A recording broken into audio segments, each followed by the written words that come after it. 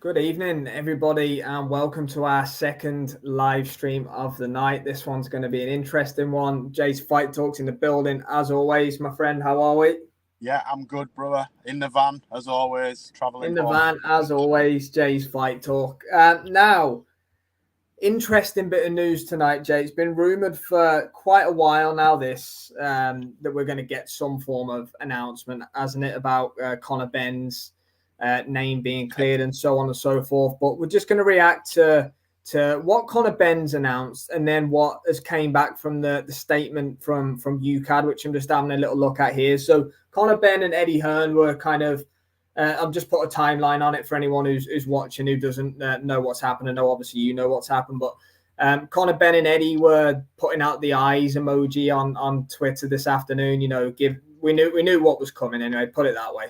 And Conor Benn's released a big statement. You know, the last 24 months of hell, so on and so forth.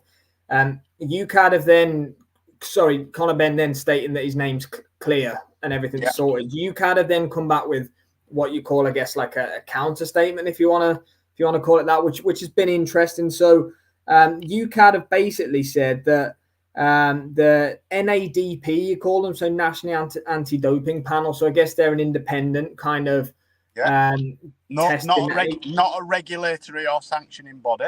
Yeah, I guess they're anyway. Yeah, whatever they do, they're independent, I assume. So they've come back and they've said, in quotes, they're not completely satisfied that UKAD had proved that Mr. Benn had committed an anti-doping violation for the use of clomiphene. I think that's how you pronounce it. And then UKAD will now carefully review the panel's decision, and then it's basically saying they've got 21 days to appeal this decision. So I don't know if I'm being silly, but for me that doesn't give us any clear answer. So for me, what it's saying is, it isn't saying that he's clear. Yeah. It's also saying that they couldn't prove that he was guilty, if that makes any sense, of purposely using clomiphene. What they're saying is, my understanding is, clomiphene has been found, and UKAD have been unable to prove that he knowingly and purposely ingested it, but they've also not proved his innocence. So for me, it's as clear as mud. Yeah, and then this one's interesting as well, Jay.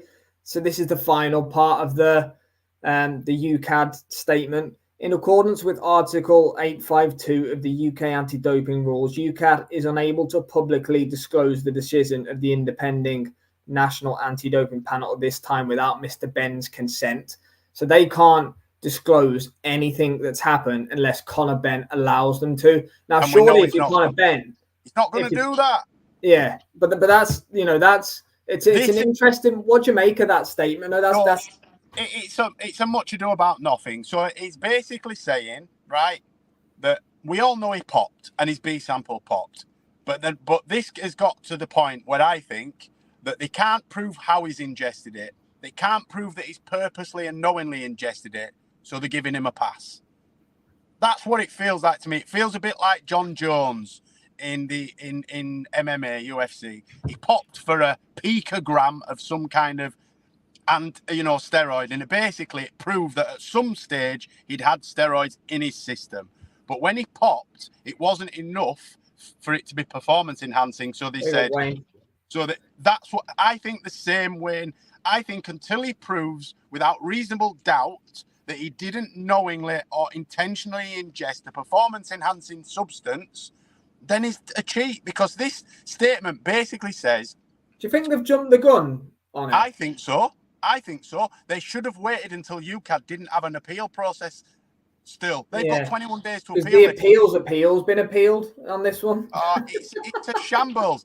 And if Conor Benn is 100% innocent, then why would you not waiver any rights to stop them releasing full and frank statements on it and proofs and reports, etc. This now, for me, has got muddier than it's ever been. All this does is freeze him up to fight. It doesn't actually, for me, prove his innocence or his guilt. It doesn't prove either for me, but it's the old saying, there's no smoke without fire. He has not, for me, proven anything other than it's got to a point where they've said, well, look, we can't stop you fighting anymore, so we're going to have to make a statement. It ain't proven one or the other for me. Yeah. Nothing.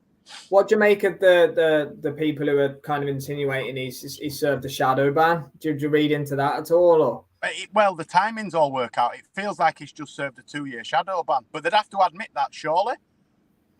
Well, it looks to be from what I can see on this statement, the ball's in Conor Benn's court with what can and can't come out rather than in UKAD or anybody else's court. So if he wants the reason to come out as to why... I don't think... Do you not... Sorry to cut you. Do you not think he's going to do? He's going to say, listen, I'm innocent and I've proved it.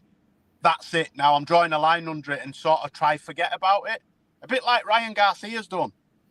Ryan Garcia doesn't talk about it now. He's just, it's done. I've served my time and it's done. Well, no, Conor. There's more to it than that for me. Well, I saw in his statement, he said he's a man of God and he's willing to forgive the British Boxing Board of Control. UKAD, sorry, not the British Boxing Board of Control. Thanks for that, UKAD. Conor. I bet Robert Smith and them will sleep soundly tonight. As a man of God, I bear no ill will towards UKAD or the British Boxing Board of Control. We have shared ambition of a clean sport, and I look forward to reconciling with the board and moving forward together. That's the statement. Stop. Let's go back a bit, Conor. Why don't you prove your innocence first? Because he still hasn't proved his innocence. All that's being done is this national. A line's been drawn under it. That's what I mean. It's like they're saying, well, look, we can't prove one way or another, so we're just going to let it slide. Well, that's not good enough for me.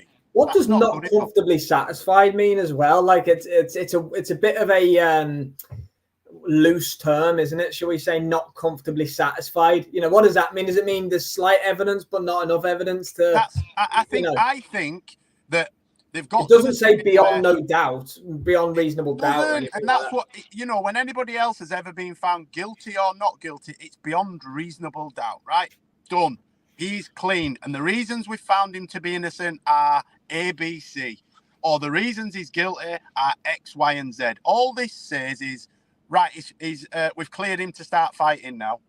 The only people that have said he's clean are Ben and Eddie Hearn, and it's in their interests. But there's no proof. There's no definitive proof for me that he didn't cheat. There's also no definitive proof that he did cheat other than 2 positive samples. There you go, Wayne. Jay, Wayne's wife saying the same words. Know how you feel, brother. So, yeah, like you say, mate, muddy waters is what I can see right now. Obviously, we've just come on to give a quick reaction here. I'm sure we'll find out much more, but I don't feel like we're any closer. We're gonna find out if UKAD are going to appeal things in the next 21 days, and the merry-go-round will keep swinging around and it will keep going on. But I guess we'll find out. I'm assuming that Hearn and Ben are going to want to get a date signed and a fight secured fairly soon if they are free to fight. And you'd imagine they want to get the Eubank fight done in Saudi or over here. That's what they're aiming for. That's why they're rushing it through. And they knew about this the other week when they were talking about, and the rumours started circulating about the shadow ban. It stinks for me. It stinks of money being thrown at it and threats and things like that. There's no definitive proof one way or another. So for me, we're still at the same point. Conor Benn has yet to prove his innocence.